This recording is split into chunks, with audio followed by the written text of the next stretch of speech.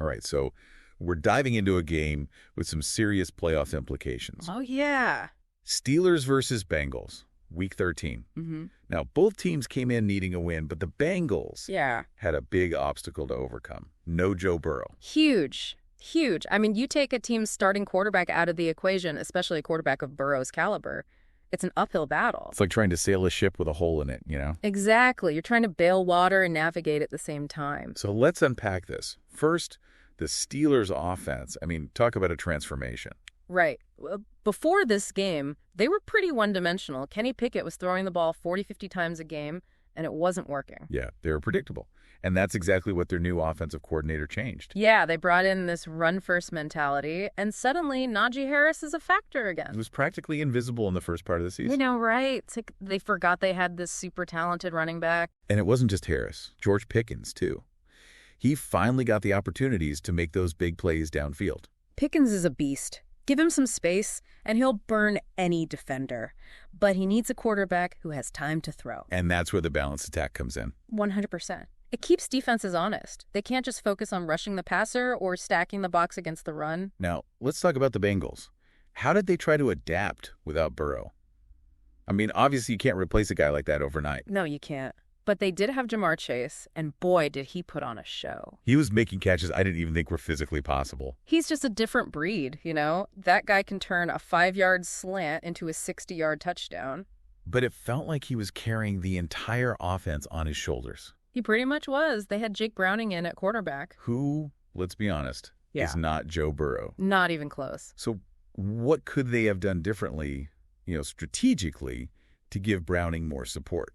Well, they definitely could have simplified the playbook. More short passes, more screens, anything to get the ball out of Browning's hands quickly and into the hands of their playmakers. Make it easier for him to manage the game. Exactly. Don't ask him to do too much. They also could have tried to control the clock more, keep their defense off the field. Because that Steelers defense, they were terrifying. Oh, man.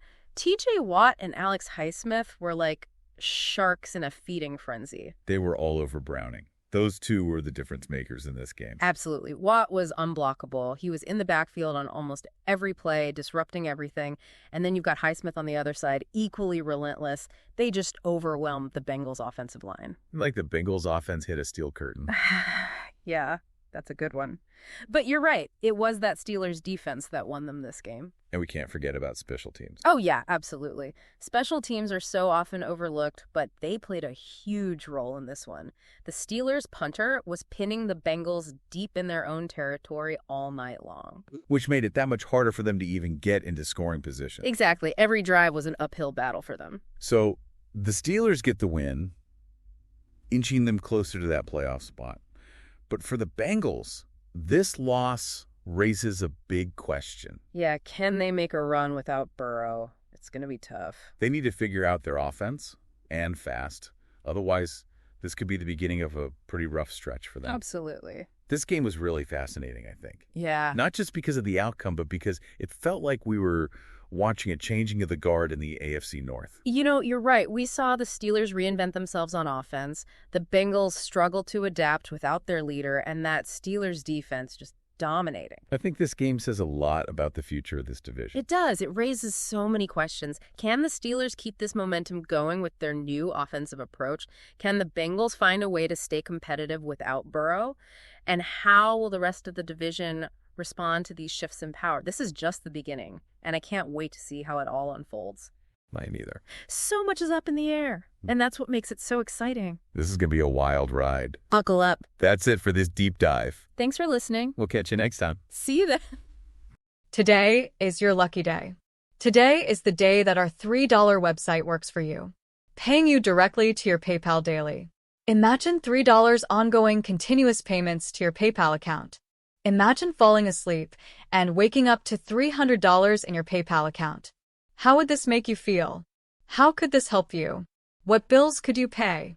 What kind of fun could you have? What does that retirement look like now?